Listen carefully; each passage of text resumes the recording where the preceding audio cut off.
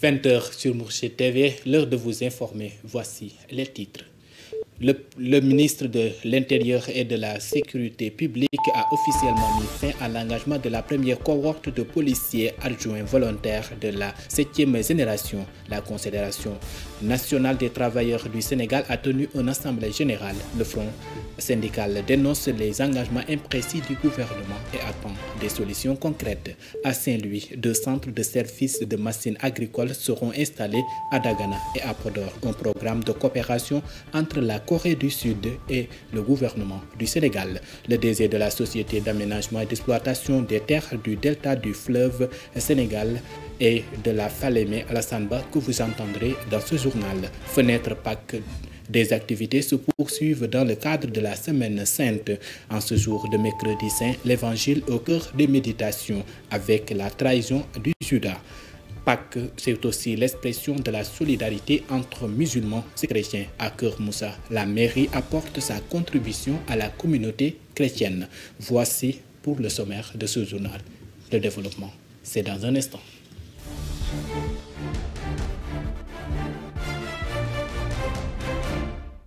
Mesdames et messieurs, bonsoir. Merci d'avoir choisi la chaîne des valeurs pour vous informer. Nous démarrons cette édition en politique avec la santé des populations. Une fois préservée, va valoriser peut-être un levier important dans le développement socio-économique des nations. Ces propos du ministre de la Santé et de l'Action sociale ont été tenus en marge de l'ouverture du CISDAC couplé au Dakar Expo Santé. Le Sénégal ambitionne de révolutionner ce secteur grâce à une implication du privé et aussi des investisseurs internationaux pour relever le défi, nous dit Ibrahim Sy.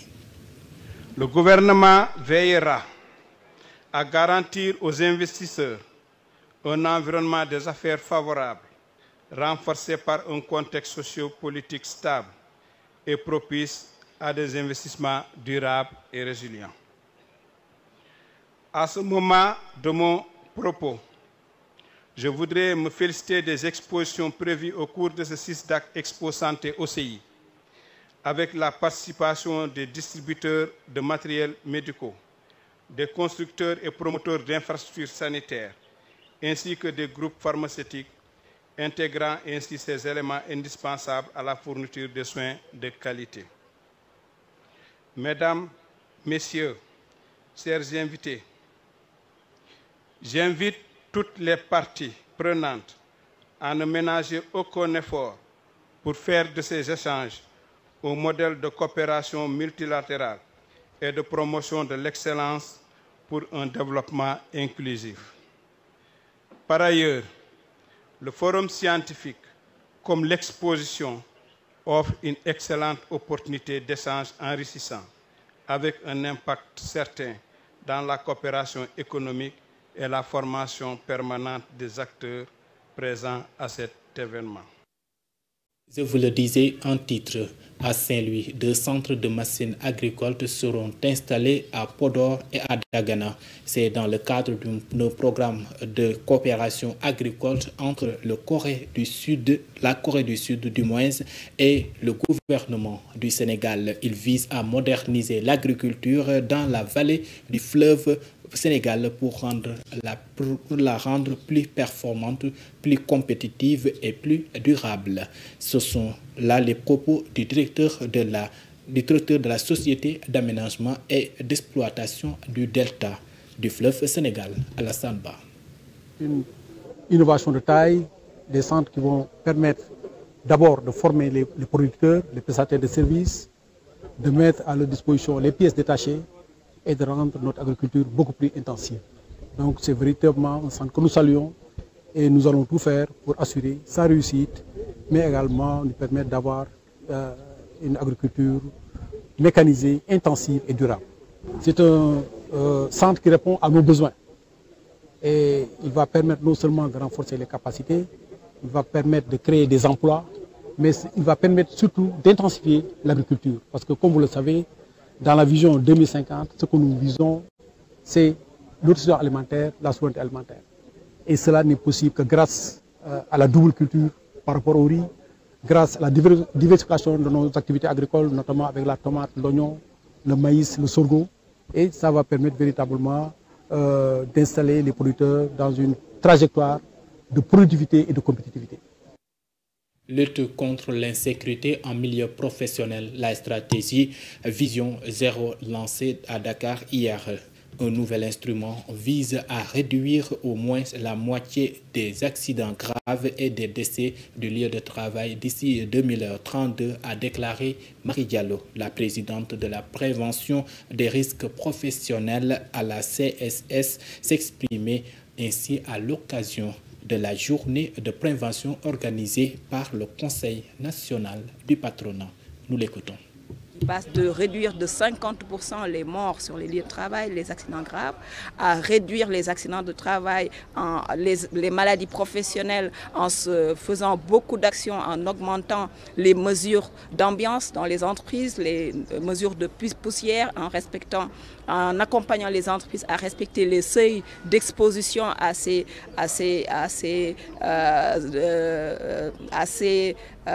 nuisances pour les travailleurs, en travaillant également sur l'amélioration de la sécurité routière professionnelle, en milieu professionnel, en travaillant sur l'éducation, la formation, vraiment très objectif, qui s'appuie, je vais dire, sur 13 mesures concrètes qui ont été déployées en plan d'action, qui va démarrer ce plan d'action en 2025 et on espère à l'horizon 2032 atteindre tous ces objectifs avec les entreprises. C'est pour ça que nous sommes passés par la digitalisation. Vous n'êtes pas sans savoir qu'aujourd'hui, pour être entendu et vu, la meilleure des moyens, c'est d'aller sur le numérique. Ça facilite les interactions, ça facilite la promotion et la vulgarisation. C'est pour cela que dans notre communication ce matin, nous avons présenté le site web qui est en construction.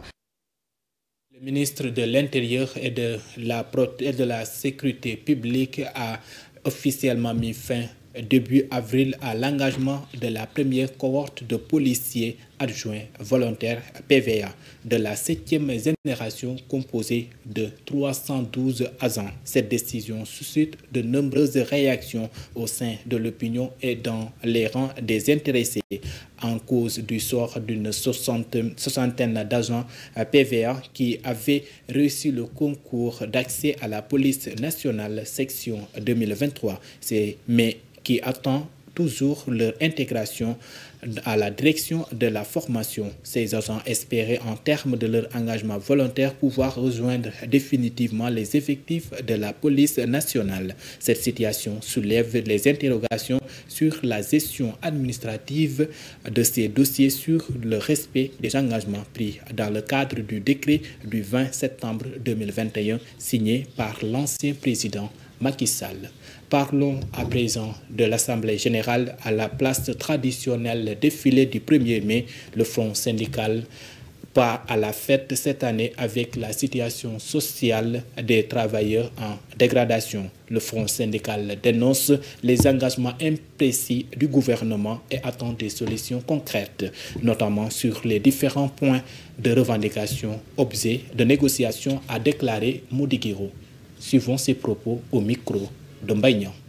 Des points-ci après dont les négociations sérieuses débouchant sur des accords doivent constituer le soubassement de toute action en vue d'un quelconque pacte.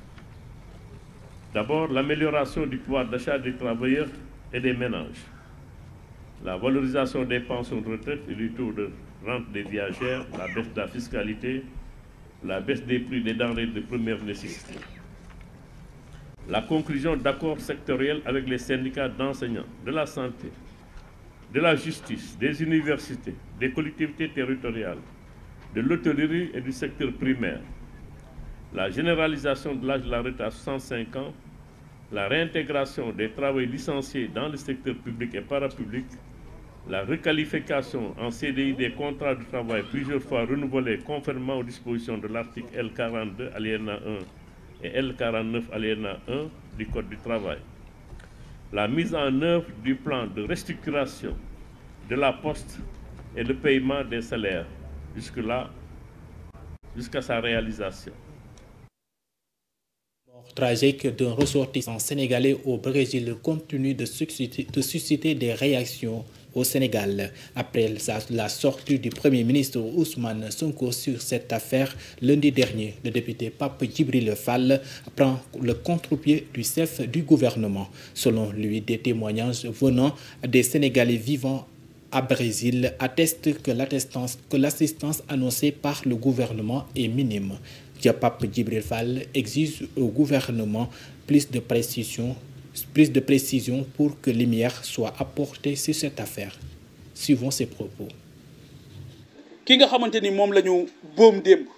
Je voudrais m'exprimer à propos de ce Sénégalais tué au Brésil, à Sao Paulo plus précisément. Ngagne Baye, un homme sénégalais de 34 ans, tué par la police brésilienne. Jusqu'au moment où je vous parle, l'ambassade du Sénégal, basée à Brasilia, n'a pas encore posé un acte concret allant dans le sens de réclamer la vérité après l'assassinat de ce citoyen sénégalais. Et je voudrais dire d'emblée que les propos tenus par le Premier ministre la dernière fois sur cette question ne sont pas conformes avec ce qui se passe sur le terrain. Moi, personnellement, j'ai reçu des informations venant de Sénégalais vivant au Brésil qui m'attestent que l'assistance n'a pas du tout été conforme à leurs attentes. Ceci, je pense que c'est un problème majeur qu'il faudrait résoudre le plus vite possible. Parce que je pense que si les autorités sénégalaises avaient fait leur part des choses, aujourd'hui, une enquête serait ouverte pour savoir quel est le mobile de l'assassinat de ce Sénégalais. Je pense que c'est cette assistance dont ils ont besoin. Ils ont aussi besoin d'une amélioration conséquente de leurs conditions de vie. Parce que j'ai reçu beaucoup de messages venant de Sénégalais de l'extérieur, notamment en Turquie, qui m'ont informé de situations difficiles auxquelles ils font face. Je pense que là, ce sont des questions d'enjeu que les Sénégalais attendent justement une réponse concrète venant du gouvernement. 15 avril 1865, alors qu'il assistait à un spectacle, Abraham Lincoln, célébré au Sénégal par les forces de défense et par les forces démocratiques du Sénégal. Abraham Lincoln fut un défenseur incontournable à l'abolition de l'esclavage aux États-Unis et un pionnier de la démocratie. Son legs doit inspirer l'Afrique en proie aux guerres internes, son corps aux coups d'État et aussi aux violences politiques. C'est du moins l'avis du maire de Thiès, Babacar Diop, que je vous propose d'écouter au micro de Ababacar Ka.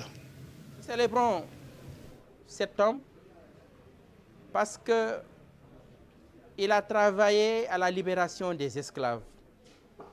L'Amérique de l'époque est une Amérique fortement divisée entre les Noirs et les Blancs, entre le Sud et le Nord, entre les progressistes et les conservateurs. Et dans le sud des États-Unis de l'époque, 3 millions d'esclaves y étaient asservis. 3 millions d'esclaves. Parce que la population américaine de l'époque, c'était 31 millions d'habitants, dans lesquels vous avez 3 millions d'esclaves. Et Abraham Lincoln avait l'habitude de dire, si l'esclavage n'est pas une injustice, et rien n'est injuste.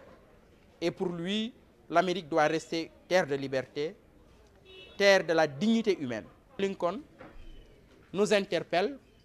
Pourquoi? Parce que le système politique démocratique, le gouvernement démocratique est toujours un gouvernement fragile, ce qui fait que les démocrates du monde, les démocrates d'où qu'ils viennent, doivent toujours se battre pour la pérennité de leur système politique.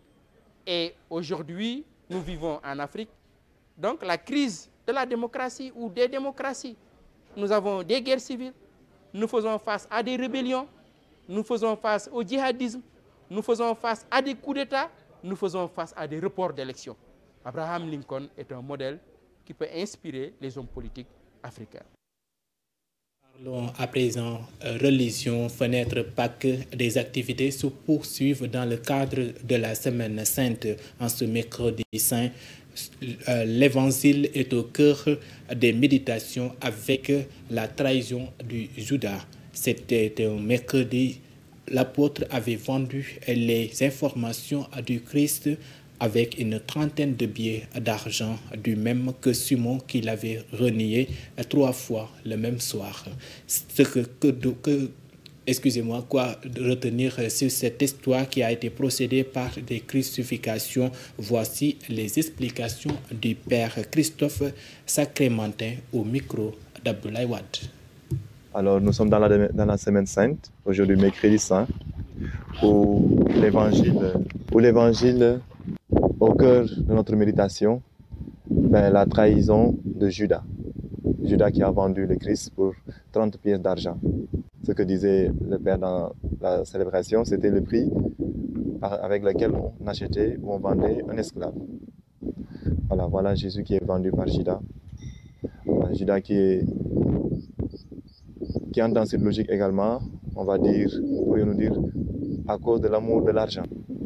Mais la grande leçon également de cet évangile, c'est pour nous, pour chacun d'entre nous, au-delà, la différence avec Judas, c'est que nous avons la possibilité de nous racheter, d'implorer la miséricorde divine et de demander pardon. La grande différence entre Judas et Simon-Pierre, lui aussi qui a trahi le Christ, qui l'a renié, mais qui a regretté et pleuré amèrement son péché. Puissions-nous alors, par la grâce de cette semaine sainte, en contemplant, en méditant la passion du Christ, que chacun de nous, comme disent les saints, nous puissions pleurer nos péchés, les regretter, et alors implorer la miséricorde de Dieu, qu'il toujours pardonne, et que nous aussi, à notre tour, nous puissions pardonner ceux-là qui nous trahissent et qui nous blessent. C'est aussi l'expression de la solidarité entre chrétiens et musulmans. À Keur Moussa, la mairie a apporté sa contribution à la communauté chrétienne, un geste renouvelé chaque année qui témoigne des valeurs profondes du dialogue islamo-chrétien. Alassane Ndiaye, responsable des chrétiens à Keur Moussa, nous en dit plus au micro d'Abdoulaye Wade. On est à la veille des fêtes pascales et comme à l'accoutumée, la mairie fait des dotations en nature à la communauté chrétienne de la commune de Keur Moussa. Cette fois-ci, nous avons donné à cette communauté 1 tonne de mil pilés, 500 kg de sucre. Nous avons aussi remis 300 kg de pâte d'arachide et 200 kg de pain de singe qu'on dit plus souvent bouilli. En fait, cela, on le fait chaque année. En tout cas, moi, depuis que je suis ici au niveau de la commune, le maire fait ce geste-là et il m'a précisé qu'avant que je sois même à la commune, il le faisait depuis qu'on l'a installé en tant que président de la communauté rurale et en tant que maire. Donc, on en profite, nous, membres de la mairie, conseillers municipaux et l'ensemble des agents qui travaillent au niveau de la mairie, souhaiter une bonne fête de Pâques à l'ensemble de la communauté chrétienne du Sénégal, particulièrement de la commune de Keur Moussa. En fait, à chaque fois, moi j'ai l'habitude de le dire, au Sénégal, nous n'avons pas ce problème-là. Parce que déjà, nos ethnies, dans les ethnies que nous avons ici, moi, l'ethnie sérère qui me concerne, voilà, tu vois une famille où celui-là, il est catholique, l'autre, il est musulman, l'autre, il est animiste. On n'a pas ce genre de problème-là. Parce que c'est les ethnies qui font la solidarité entre les gens au Sénégal. Donc, plus que religion, ça vient après. C'est vrai, la religion est très importante parce que ça nous permet de nous épanouir, voilà, de nous faire des idées de ce qui est dans la vie. Mais au fait, la tradition sénégalaise, c'est quelque chose de très sérieux. C'est quelque chose que les Sénégalais aiment beaucoup, raison pour laquelle nous n'avons pas ces problèmes entre les religions. Sur l'actualité internationale, le Soudan, presque un champ de ruines avec la guerre entre l'armée irrégulière et les forces de soutien rapide et des milices très puissantes au Moyen-Orient. Israël ne veut plus mettre la fin à la guerre contre le Hamas. L'État hébreu poursuit des bombardements à Gaza, tuant plus de 51 000 Palestiniens. L'étau se resserrait par contre autour des tensions franco-algériennes avec l'expulsion annoncée de 12 diplomates algériens par le quai d'Orsay. Le tour d'actualité avec Mamadou Thiam. L'actualité internationale débute en Afrique, au Soudan. Depuis 2 ans, le pays est le théâtre d'une guerre civile dévastatrice. Le conflit oppose l'armée régulière aux forces de soutien rapide, une milice paramilitaire puissante. Ce face-à-face brutal a plongé le pays dans un chaos sans précédent, provoquant des milliers de morts et le déplacement de millions de civils. Si la ville de Khartoum a été reprise par les forces armées, elle n'en reste pas moins sinistrée. Les infrastructures ont été détruites, les services de base sont hors service et les habitants vivent dans une extrême précarité. Au Moyen-Orient, la guerre entre Israël et Hamas, on en parle. Réunis récemment au Caire, des représentants du Hamas ont tenu plusieurs réunions avec des médiateurs égyptiens et qataris. L'objectif est de définir les contours d'un accord qui permettrait un cessez-le-feu et la libération de certains otages israéliens détenus par le mouvement. Mais un point majeur bloque toujours. Israël refuserait de mettre fin à la guerre, proposant seulement une trêve temporaire. Depuis le 7 octobre 2023, plus de 51 000 Palestiniens ont été tués selon les autorités sanitaires à Gaza. Enfin, la présidence française a annoncé mardi l'expulsion de 12 agents en service au sein du réseau consulaire et diplomatique algérien en France. Le communiqué de l'Élysée indique également le rappel de l'ambassadeur de France en poste à Alger pour consultation. Cette décision fait suite à la protestation algérienne concernant la détention d'un agent consulaire algérien soupçonné d'implication dans l'enlèvement d'un opposant politique. Paris a ensuite déclaré que l'Algérie avait expulsé 12 diplomates français. Les relations entre la France et son ancienne colonie ont longtemps été compliquées. Mesdames et messieurs, c'est la fin de cette édition. Merci d'avoir suivi et bonne suite de programme sur la chaîne des valeurs. Je vous donne rendez-vous demain, 19h.